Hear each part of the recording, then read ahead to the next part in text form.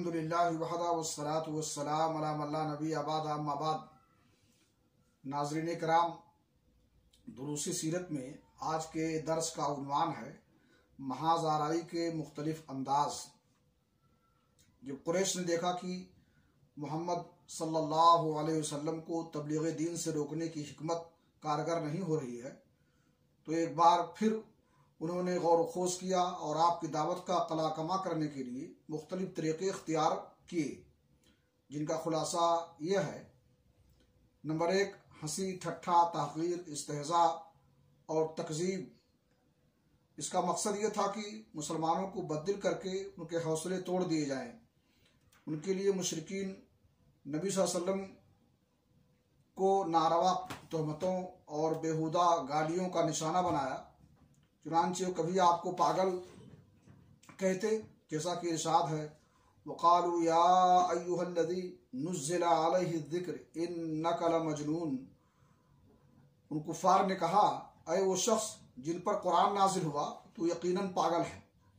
اور کبھی آپ پر جادوگر اور جھوٹے ہونے کا الزام لگاتے، جیسا کہ ارشاد ہے: وَعَجِبُوا أَن جَاءَهُم مُنذِرٌ مِّنْهُمْ وَقَالَ الْكَافِرُونَ هَٰذَا سَاحِرٌ كَذَّابٌ۔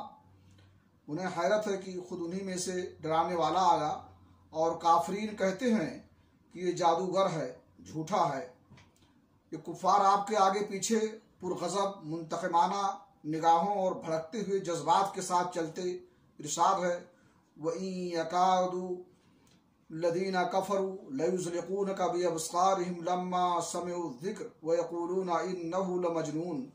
اور جب کفار اس قرآن کو سنتے ہیں تو آپ کو ایسی نگاہوں سے دیکھتے ہیں کہ گویا آپ کے قدم اکھاڑ دیں گے، اور کہتے ہیں یہ یقیناً پاگل ہے۔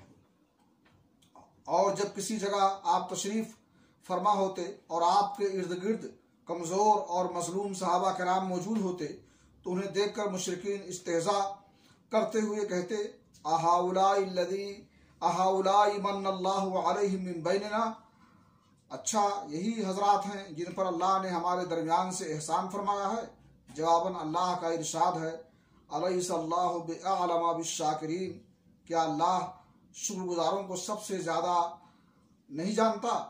یقیناً جانتا ہے۔ اللہ رب العالمین سے دعا ہے کہ اللہ تعالی ہمیں دعوت و تبلیغ میں سرگرم رکھے، اور جو کچھ ہم کریں اخلاص کے ساتھ اللہ کی رضا کے لیے۔ وآخر دعوانا الحمدللہ رب العالمین۔